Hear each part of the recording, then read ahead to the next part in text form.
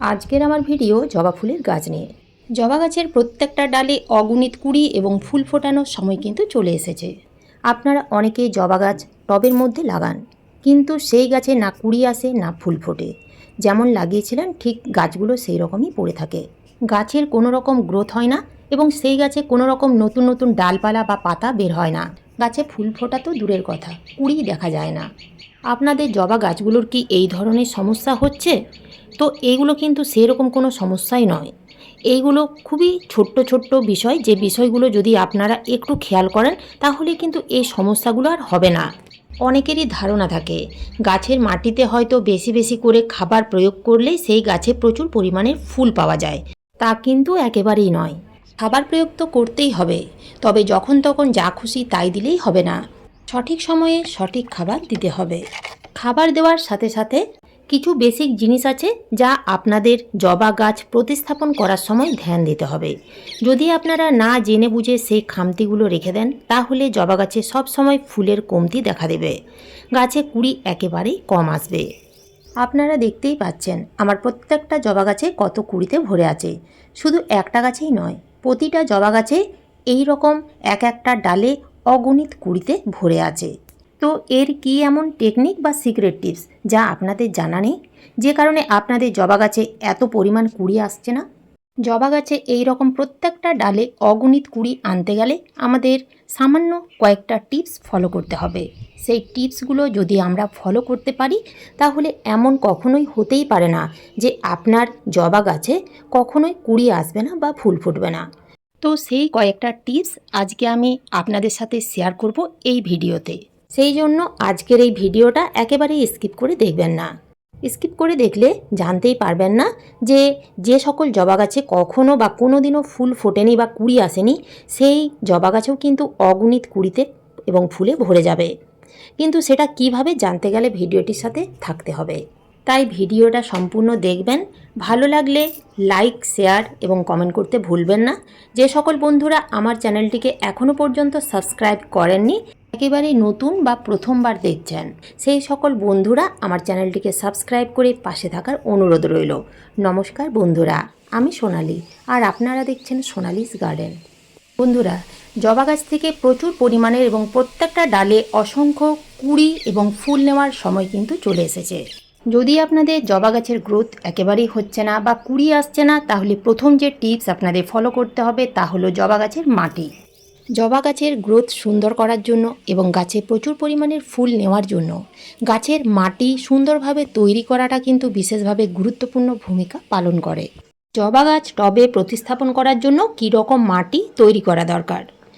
যে কোনো গাছ লাগানোর জন্য এমন কোনো জরুরি নেই যে অনেক অনেক খাবার দিয়ে মাটি তৈরি করে গাছ প্রতিস্থাপন করতে হবে বা পটিং বা রিপোর্টিং করতে হবে। শুধুমাত্র 2-3টে জিনিস মিশিয়ে দিলেই হবে গাছের মাটিতে। জবা গাছ প্রতিস্থাপন করার জন্য সুন্দর একটা ঝুরঝুরে মাটি তৈরি করে নিতে হবে। 40% নিতে হবে বাগানের মাটি, 30% নিতে হবে গোবর সার, পুরনো গোবর সার কিংবা ভার্মি কম্পোস্ট, আপনাদের হাতের কাছে যা থাকবে সেটাই নেবেন। 20% নিতে হবে নদীর বালি, নদীর বালি ভালো করে ধুয়ে নেবেন।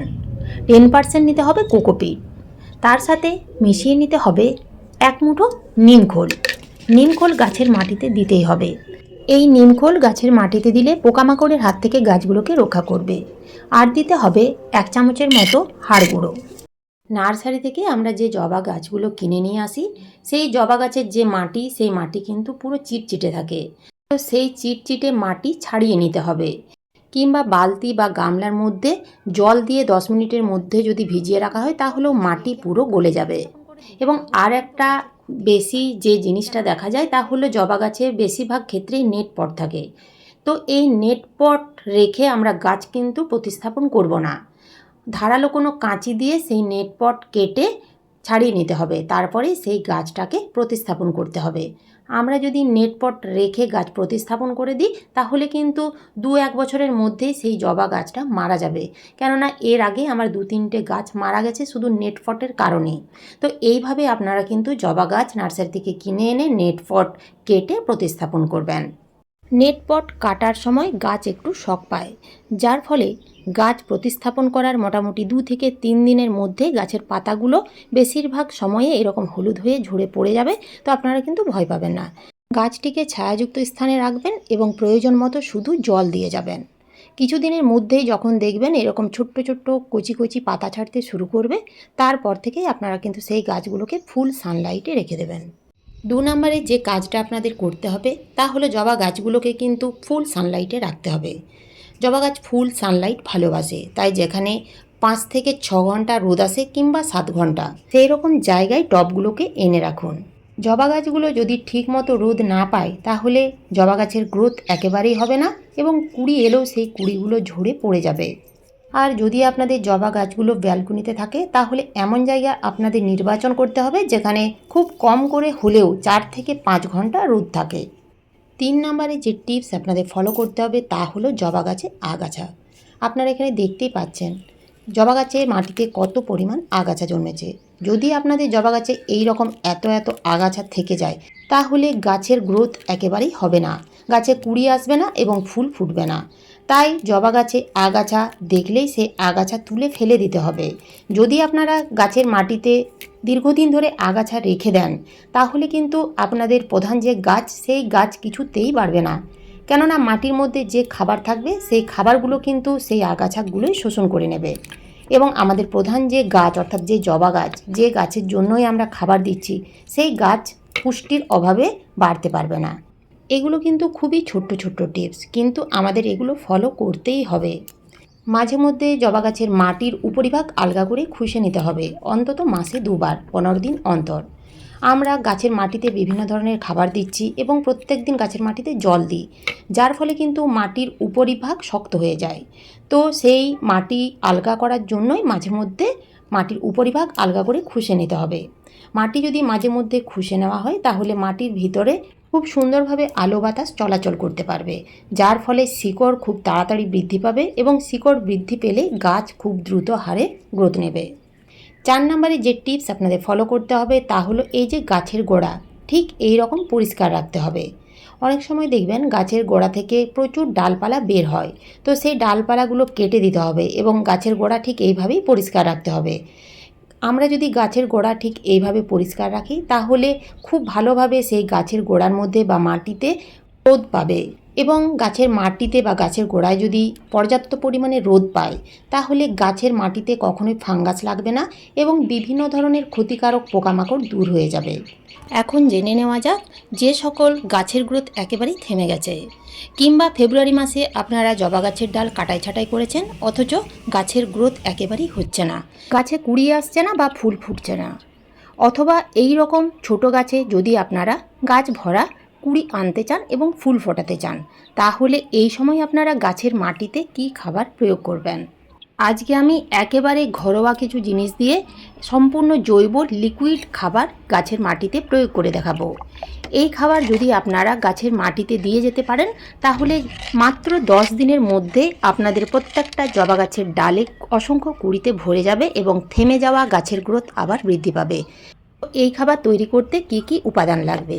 প্রথমেই নিতে হবে 1 লিটার প্লেন জল এবং সেই জলের মধ্যে মিশিয়ে নিতে হবে 2 চামচ সর্ষের গুঁড়ো খোল, 4 থেকে 5টা পাকা কলার খোসা ছোট ছোট টুকরো করে কেটে নিতে হবে, একটা নিতে হবে মৌসম্বি লেবুর খোসা, তার সাথে মিশিয়ে নিতে হবে 3 থেকে 4টা বড় সাইজের পেঁয়াজের খোসা। তো প্রত্যেকটা উপকরণ ভালো করে মিশিয়ে 3 থেকে 4 দিন ছায়াযুক্ত স্থানে রেখে দিতে হবে এবং প্রত্যেক দিন একবার করে এই রকম নাড়িয়ে নিতে হবে। ঠিক 4 দিন পরে এই তরল খাবারটার কালার ঠিক এই রকম হয়ে যাবে। তো এই খাবার আপনারা কিন্তু সরাসরি গাছের মাটিতে প্রয়োগ করবেন না।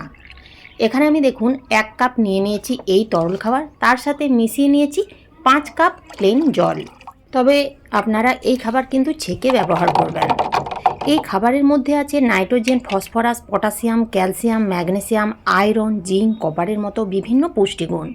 এই খাবার আপনারা যদি 10 দিন অন্তর গাছের মাটিতে দিয়ে যেতে পারেন তাহলে কিন্তু খাবার প্রয়োগ করার মাত্র 10 দিন পরেই দেখতে পাবেন জবা গাছের প্রত্যেকটা ডালে অগণিত কুঁড়িতে ভরে গেছে এবং গাছের গ্রোথ কিন্তু খুব তাড়াতাড়ি অর্থাৎ দ্রুত হারে বৃদ্ধি পাচ্ছে।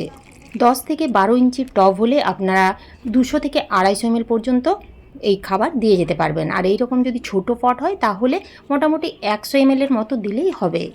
এছাড়াও গাছের পাতা যদি হলুদ হয়ে ঝরে পড়ে যায় তাহলে এই খাবারের মধ্যে 1 চামচ ম্যাগনেসিয়াম সালফেট অর্থাৎ এপসাম সল্ট মিশিয়ে দেবেন, তাহলে কিন্তু গাছের পাতা হলুদ হয়ে ঝরে পড়ে যাবে না। একটু কম বেশি হলে কোনো অসুবিধে নেই, কেননা এই খাবার সম্পূর্ণ জৈব। এই তরল খাবার আপনারা খুব কম করে হলেও 15 থেকে 20 দিন পর্যন্ত রাখতে পারবেন, যেহেতু এই খাবারের মধ্যে মোসাম্বি খোসা দেওয়া আছে এবং এই খাবারের মধ্যে কোনো রকম দুর্গন্ধও হবে না এবং পোকামাকড়ও হবে না। তবে এই তরল খাবার খুব গরম পড়ে গেলে গাছের মাটিতে কিন্তু দেওয়া যাবে না, কেননা সর্ষের খোল এমনিতেই গরম, তাই আমরা প্রায় সকলেই জানি যে গরমকালে কিন্তু সর্ষের খোল পচা তরল সার একেবারেই দেওয়া উচিত নয়, এতে গাছের ক্ষতি হতে পারে। তো এইভাবে আপনারা এই মার্চ মাসে এই টিপসগুলো ফলো করুন এবং এই খাবারগুলো প্রয়োগ করে দেখুন, আপনারা কিন্তু জবা গাছে সুন্দর একটা রেজাল্ট দেখতে পাবেন। জবা গাছগুলোকে হেলদি রাখার জন্য এবং একটাও কুড়ি যাতে ঝরে পড়ে না যায় 10 থেকে 15 দিন অন্তর কীটনাশক গাছে স্প্রে করতে হবে। সেক্ষেত্রে আপনারা বাজার চলতি একতারা ব্যবহার করতে পারেন। এই একতারা জবা গাছের জন্য কিন্তু খুব ভালো কাজ দেয়। এই একতারা গাছে স্প্রে করলে গাছে জাপ পোকা মিলিবাগ দূর হয়ে যাবে। তো আপনারা কিন্তু এই কীটনাশক সন্ধ্যের সময় গাছে স্প্রে করবেন, দেখবেন জবা গাছে কোনো রকম পোকামাকড় থাকবে না। আজ এই পর্যন্তই, ফিরে আসবো অন্য কোনো নতুন ভিডিও নিয়ে। আপনারা সবাই ভালো থাকবেন, সুস্থ থাকবেন, ধন্যবাদ।